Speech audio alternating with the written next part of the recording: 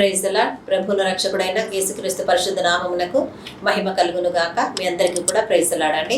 దేవాది దేవుడికి స్తోత్రములు, వందనాలు. ఆయన ఇచ్చి వాగ్దానము ఈ నూతన దినమునకు గాను ఆయన ఇచ్చే ఆశీర్వాదం అందుకొని మనం ముందుకు అడుగేస్తామండి. యెషయా గ్రంథము 60వ అధ్యాయము 20వ వచనమును దేవుడి రోజు మనకు వాగ్దానముగా అనుగ్రహిస్తున్నారు. ఆ వాక్యము, నీ సూర్యుడు ఇకను అస్తమింపడు, నీ చంద్రుడు క్షీణింపడు, యెహోవాయే నీకు నిత్యమైన వెలుగుగా ఉండును, నీ దుఃఖ దినములు సమాప్తములగును అని దేవుడు సెలవిస్తున్నాడు. మెయిన్గా ఈరోజు ఇస్తున్నటువంటి వాగ్దానం, నీ దుఃఖ దినములు సమాప్తములగును అని దేవుడు సెలవిస్తున్నాడండి. ఈ వాక్యము, ఈ వాగ్దానం అందుకొని మనం ముందుకెళ్దాం. దుఃఖ దినములు సమాప్తం అవ్వాలి అనంటే దేవుడు మనకు తోడుగా ఉండాలి. ఆ దేవాది దేవుడు మనకు నిత్యమైన వెలుగుగా ఉండాలి. ఆయన ముఖ కాంతి మన మీద ప్రసరింప చేయాలి. ఆ దేవాది దేవుడు అప్పుడు మన దుఃఖ దినములను సమాప్తము చేసే దేవుడై ఉన్నాడు. కాబట్టి ఆయన అంటున్నాడు, నీ సూర్యుడు ఇకను అస్తమింపడు, ఆ తర్వాత నీ చంద్రుడు క్షీణింపడు అని అంటున్నాడు. అంటే రానున్న నీ జీవితంలో నీ సూర్యుడు ఇంకను అస్తమింపడు అని దేవుడు సెలవిస్తున్నాడు. ఆ తర్వాత నీ చంద్రుడు ఇంకను క్షీణింపడు అని అంటే నీ కన్నీళ్లకు దేవుడు జవాబు ఇవ్వబోతున్నాడు. ఆ జవాబును నువ్వు అందుకుంటే మార్గములో విశ్వాసముతో దేవుని దగ్గర కనిపెడితే ఖచ్చితముగా దేవుడు నీ దుఃఖ దినములను సమాప్తము చేయడానికి సిద్ధపడి ఉన్నాడు. దేవుడికి వందనాలు. ఆ మహోన్నతుని గణపరుద్దామండి. ఈరోజు ఒక భరోసాతో కూడినటువంటి వాగ్దానమును దేవుడు మనకు అనుగ్రహించాడు కదండి. దేవుడు ముందుగానే తను మాట్లాడుతూ నీ దుఃఖ దినములు సమాప్తమవుతుంది అని అన్నాడు. అనేసి కూడా ఇంకా మనల్ని ధైర్యపరచడానికి, నువ్వు కృంగిపోకు నాన్న, నేను నీకు తోడున్నా, నీ సూర్యుడు ఇకను అస్తమింపడు, నీ చంద్రుడు ఇకను క్షీణింపడు అని అంటున్నాడు. అంటే ఇక్కడ సమయాలను దేవుడు చూపిస్తున్నాడు. సూర్యుడిని అంటే సూర్యుడిని, చంద్రుడిని అంటే చంద్రుడిని అని కాదండి. మనం బయట ఉన్నామని ఆ విధంగా మనం ప్రత్యేకంగా ఒకరికొకరం ఒక్కొక్క సూర్యుడిని చంద్రుడిని కలిగి లేం కదా పర్సనల్గా.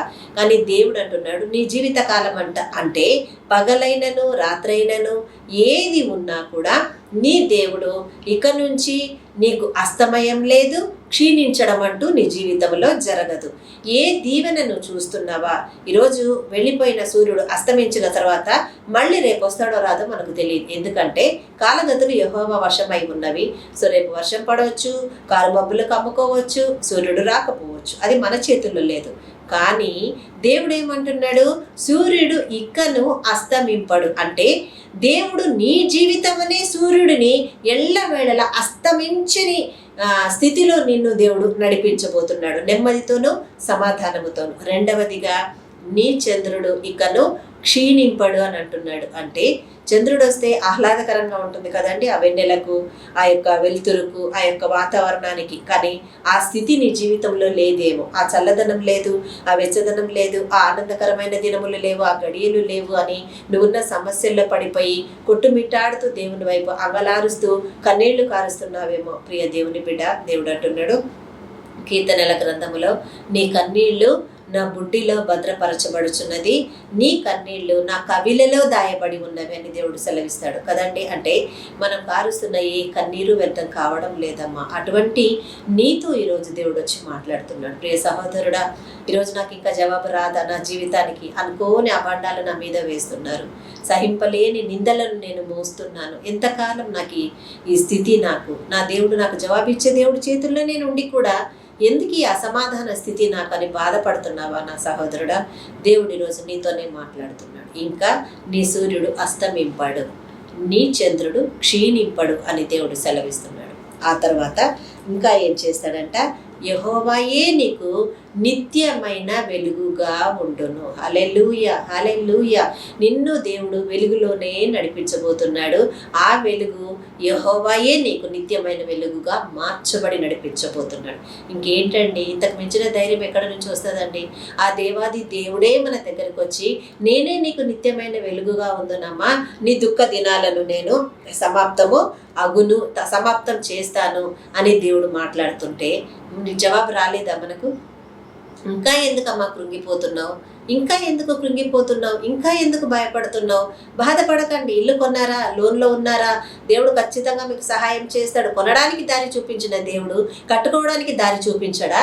మీకు విడుదలనిచ్చి రాజమార్గంలో నడిపించడానికి త్రోవ చూపించడా? నమ్మకం ఉంచి ఆయనలో కొనసాగినప్పుడు మనల్ని అప్పుల పాలు కానివ్వకుండా లేవనెత్తుకొని దారి చూపే దేవుడు ఈరోజు నీతో మాట్లాడుతున్నాడు. నీ సూర్యుడు ఇకను అస్తమింపడు, నీ చంద్రుడు ఇకను క్షీణింపడు.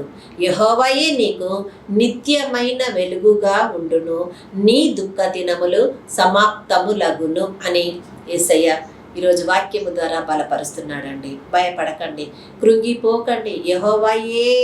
యెహోవాయే నీకు నిత్యమైన వెలుగుగా ఉండడానికి ఆయన నీకు తోడై వచ్చేస్తే ఇంకా భయం ఎందుకు, బాధ ఎందుకు, కృంగుబాటు ఎందుకు?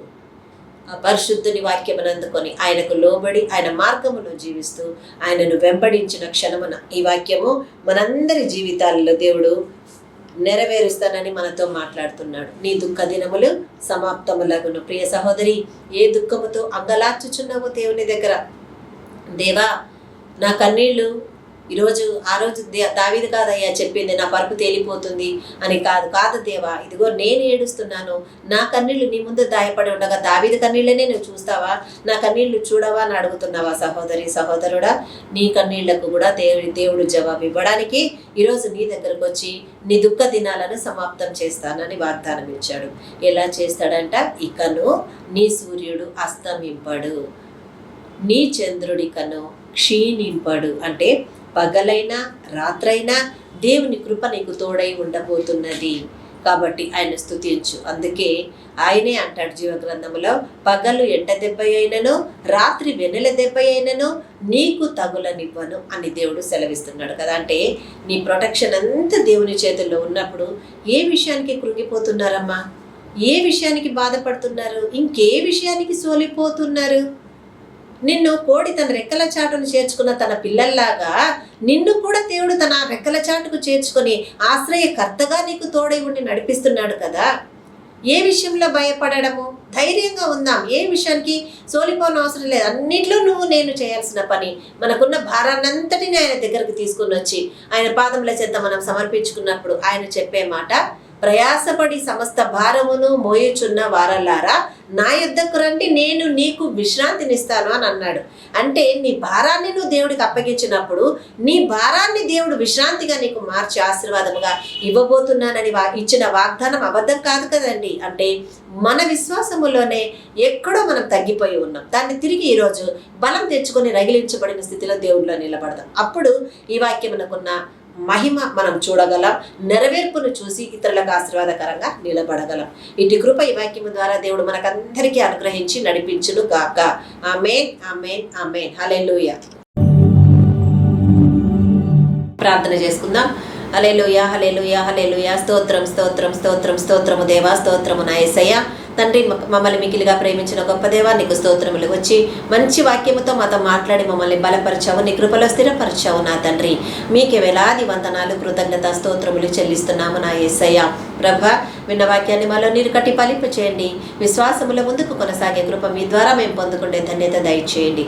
అయ్యా, ఎగ్జామ్స్ రాస్తున్న బిడ్డలను మీరు జ్ఞాపకం చేసుకునండి. చక్కటి జ్ఞానముతో వారిని నింపి లేవనెత్తండి. నీ పునరుత్థాన విజయమును వారికి ఆశీర్వాదముగా దయచేయమని ప్రార్థిస్తున్నాను తండ్రి. అయ్యా, ఇదిగో తండ్రి, ఎవరెవరికైతే వివాహాలు కాలేదో, ఇదిగో ప్రభా, ఆ బిడ్డలు ఎంతగా కృంగిపోతున్నారో, సామాజిక పరంగా, కుటుంబ పరంగా, వ్యక్తిగతంగా సోలిపోతున్న వారిని మీరు బలపరచండి నా యేసయ్య. వివాహ ద్వారాలు తెరిచి వారికి తగినటువంటి జీవిత భాగస్వాములను అనుగ్రహించి మహిమ పొందండి నా తండ్రి.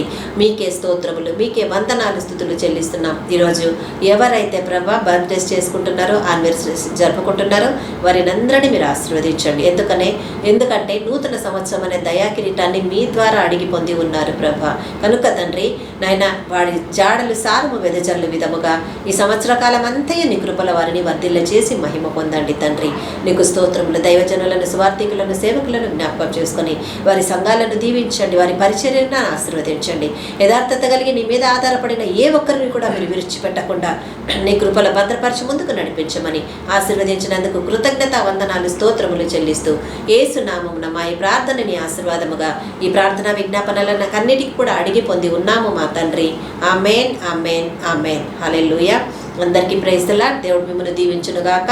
ఎవరైతే వాక్యం ద్వారా ఆదరించబడి ఆశీర్వదించబడి ఉన్నాం, మా దుఃఖ దినములను దేవుడు సమాప్తం చేశాడన్న ఓదార్పు పొందుకొని ఉన్నారో, దయచేసి ఈ ఛానల్ను సబ్స్క్రైబ్ చేసుకొని అదే ఓదార్పు కొరకు ఈ అంగలార్చుచున్న వారికి ఈ వాక్యాన్ని షేర్ చేయండి. అట్టి కృప దేవుడు మీ అందరికీ అనుగ్రహించును గాక. Praise the lord.